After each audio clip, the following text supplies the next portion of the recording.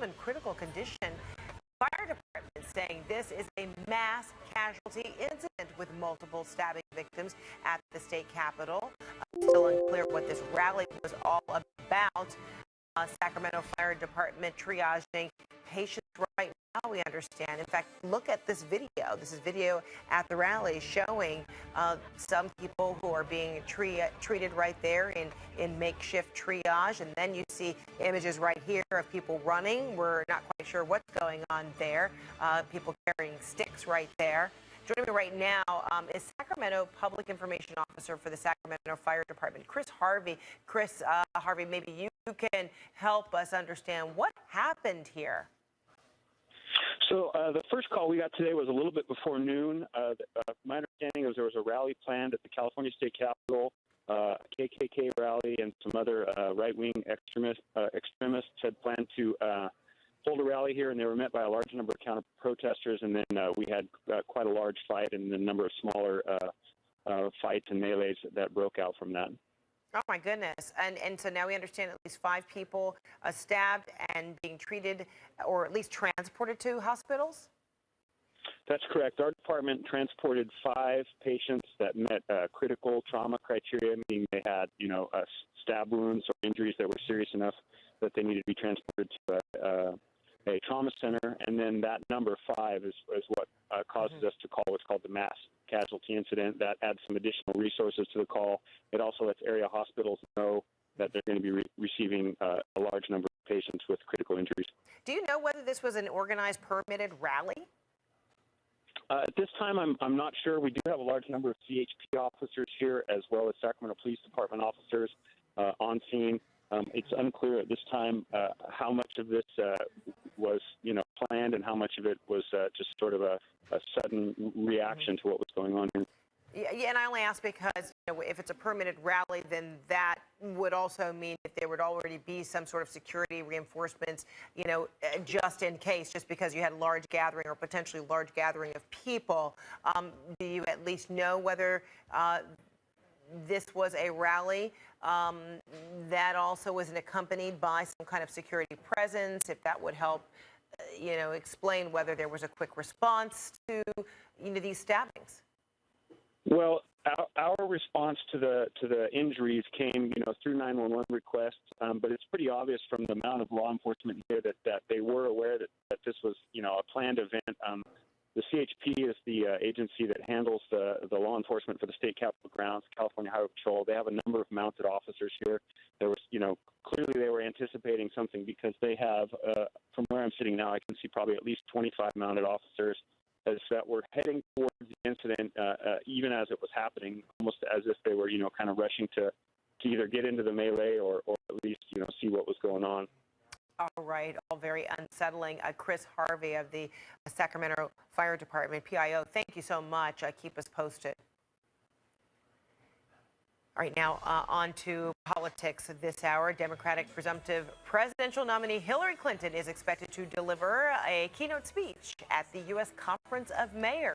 More than 200 mayors from nearly every major city in the country have turned out for this event in Indianapolis. We'll take you there live to hear her comments when it begins. Meantime, Donald Trump is narrowing the focus on his proposed ban on Muslims entering the U.S., tweeting this: "We must suspend immigration from regions linked with terrorism until a proven vetting method is in place."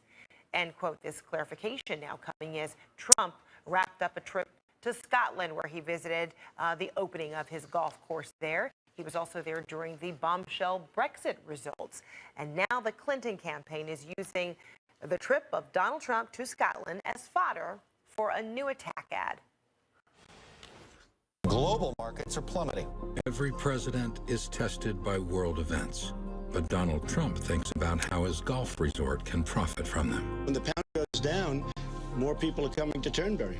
Stocks tank around the world. Brand new sprinkler system, the highest level. He's talking about his new sprinkler system. In a volatile world, the last thing we need is a volatile president. All right, let's talk about this more with CNN political commentator Jeffrey Lord, who is a Donald Trump supporter, and Matthew Littman, a Democratic strategist who was a senior advisor to Obama during his 2008 campaign. All right, Jeffrey, you first. What's going on? Explain what Donald Trump means. Has he evolved in the whole issue about banning Muslims from entering the U.S., or is it certain Muslims, or what is it? I think he's saying pretty much the same thing he's always been saying. To be perfectly candid, this sounds very much like President Carter banning Iranians in 1980 during the hostage crisis, in which he removed the visas or, would not issue any more visas and deported a number of Iranians who were here in the country. What he's talking about is quite clearly keeping people from terrorist regions of the world from coming in here until we have a better immigration system. What are terrorist regions? Well, number one, we had, with the San Bernardino shooting, we had somebody come in this country who was, I believe, born in Pakistan and had spent quite a bit of time in Saudi Arabia, came in here on a K-1. But that was the young lady, whereas the young man was American-born. I understand, but what he's talking about here at the moment is people who come into the country.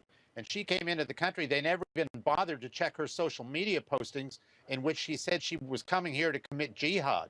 So the system clearly isn't working. We keep having people being murdered here. That's inexcusable.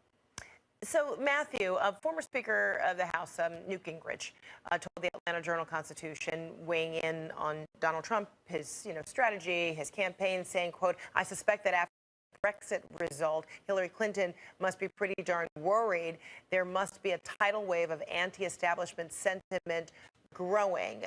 While Donald Trump was in Scotland, he also used that Brexit, moment to his advantage to a certain degree. But, and there were some Republicans who were turned off by what he did. But it's Newt Gingrich who says it should be Hillary Clinton who ought to be nervous. So let's just be clear. About a week ago, when Trump was asked about Brexit, he said, "Huh? What?" Didn't know what it was a week ago. So I don't think that people are going to feel better about Donald Trump and his leadership style as it relates to Brexit based on Trump's comments from the last week. Whereas Hillary she's very reserved. For 1 second, just came out. Right now. Might take a little while than we're even expected. So from the Trump perspective, I don't know where Trump goes. I think that what we're going to see is a lot of people in the Republican Party moving away from him and trying to block his nomination next month. Well, you're already seeing there are some Republicans who are moving away from. You've got, George Will, who says he's willing to leave the whole party as a result of Donald Trump. And then you got Brent Scowcroft, Jeffrey, saying that he's actually going to vote for Hillary Clinton. So there is a problem, is it not? Even though I know you just said Donald Trump has been saying the same thing as it relates to Muslims, but there are many people disputing he's evolving. He is changing his language, but it is costing him support. You have to agree with that, right? Where he's costing his support, and I respect George Will, but I have to say, this is the establishment vacating the field. And if there was any message out of Brexit, I mean, Matthew was talking about Hillary Clinton. She knows all the players. Yeah, she knew all the players, and she got the results exactly wrong. She was totally on the wrong side of this. So that's the problem here, is that they know all the people. They're an in-club, basically. It's an establishment club. They make all these decisions. They talk to one another. They live in a bubble, and they keep getting events wrong. And but is it an issue of making predictions, or is it how you respond when things happen? Well, Benghazi was Exhibit A of how she replied, and figuratively speaking, she was asleep when the phone call came. That's very figurative. I mean, Jeffrey, we're giving examples here. Trump is down by double digits in the polls, and you're saying it's just the establishment Republicans who are turning against him. But that's not true. We're talking about huge deficits with Americans now. Mitt Romney was even in the polls at this stage. Donald Trump, the Republican Party is moving away from Donald Trump. And as you can see with his fundraising, has not been that good at all. Maybe a little bit better this month. But what you're going to see is who's showing up at the Republican convention. You ask members of Congress, they don't want to go. No one wants to be. Jeffrey, I have a recommendation. Trump's VP should be Jeffrey Lord. Because I can't I appreciate Jeffrey, would you say yes? Absolutely. But, curiously, my phone hasn't rung, so. Well, is fundraising or the lack thereof a big problem, though, Jeffrey? Is what? I'm sorry? Fundraising or lack thereof as it pertains to Donald Trump. Trump is going to do what he needs to do to win. I don't have any problem with that. I mean, it makes me a little concerned there now that I know, what was happening beforehand with what they raised, but they very quickly corrected course. And I would add one thing about the polls.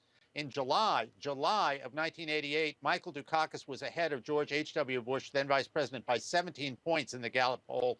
And we all remember President Dukakis. Jeffrey, you're absolutely right, and I'm glad you went back 30 years for that reference. But in more recent polling, when the polls are showing, for example, that Romney, you can't tell me that it's good that Donald Trump is down by 12 points in the polls. Of course, it's not. Most people thought that Trump I'm saying ran these one polls don't mean anything. They mean a lot. And one thing well, they seem to mean something when Donald Trump is winning because he refers to them often. I'm just saying, Fred, as an objective fact, when we get closer, fall, September, October, November, that's when they'll start to matter. And in point of fact, it's not the national polls as much as the state-by-state polls that will matter, because that is, in the end, how we elect a president. All right, so Jeffrey. That's true, too, and Hillary is winning in those polls as well by 4.5 points in the battleground states.